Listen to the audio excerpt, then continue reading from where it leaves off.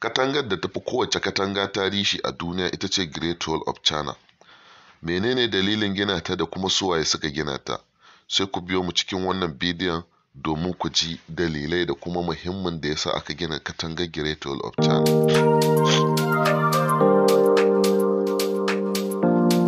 Assalamu alaikum wa rahmatullahi ta'ala wa barakatuh. Barkanku da zuwa tashar AA Boka TV. Dai kuka zo tashar AA Boka ku danna subscribe sannan ku danna ƙararrawar sanarwa. Dalilin gina katangar Great Wall of China, katanga mai ɗimbin tarihi a duniya, katangar da ta kwashe shekara sama da 2000 a gine. Kuma katanga mai tsawon kilomita 20,000 tana nan a yankin China. An gina ta ne saboda a kare ƙasar China daga masu kawo mata hare-hare. Sannan kuma a ƙarfafa kasuwanci da ƙasashen da suke makotaka da su. Katangar Great Wall of China an tura sojoji kimanin sama da 3,000 domin yin wannan aiki na katangar Great Wall of China. Great Wall of China tana yankin Qin Dynasty kuma ta kwashi shekaru 9 kafin a gama ta. Yawanci mutanen da suka yi wannan aiki, ma'aikatan sun mutu sakamakon azaba da wahala. Duk wanda kaga an tura shi wannan yanki na Qin Dynasty, an tura shi ne domin ya mutu ba don ya rai ba. Katanga mai faɗi daga gininta, sannan an yi ta da design ko kuma in ce an yi ta da tsari na yaƙi, domin ko akwai ɗakuna kamar gidaje kamar a jikinta. Wannan gidaje su ne na ake kira da signal and the troop transfer and the international trade.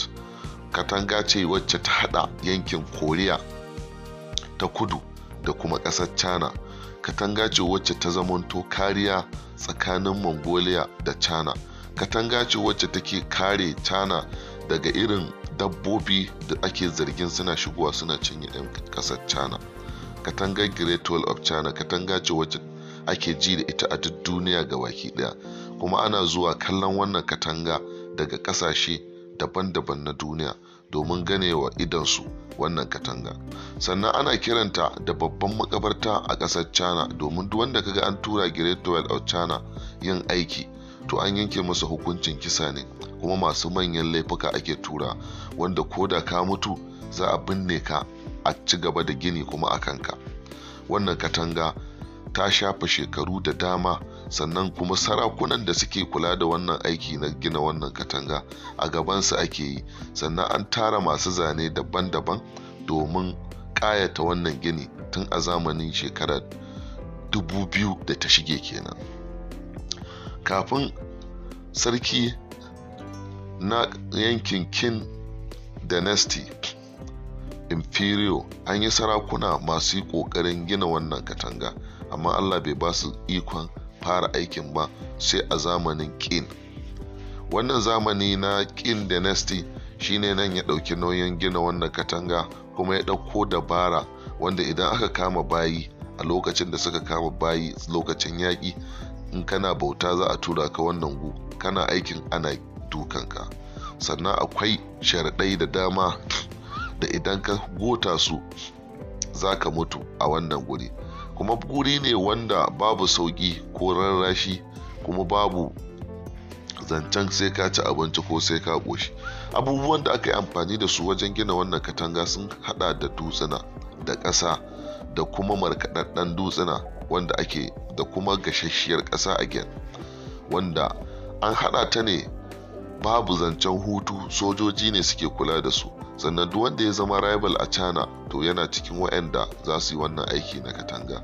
Sannan da kuma waɗanda suka aikata manyan laifuka a wannan lokaci za a sa su suma a wannan aiki na gini. Sannan katanga ce aka gina ta kamar gida, gefe da gefenta katanga ne, sannan tsakiya kuma hanya ne. Sannan tana da signal kamar yadda muka gaya muku na yaƙi. Sannan a lokacin ba a fiye zuwa a same ta ba. Ƙarshen katangar shine nan suka yi karo da ruwa, yadda koda ya zama ƙofa kenan, katangar ƙarshen ta a cikin teku ta ƙare. Wassalam, barkanku da zuwa tashar AA Boka. Idan kuka zo tashar AA Boka ku danna subscribe sannan ku danna ƙararrawar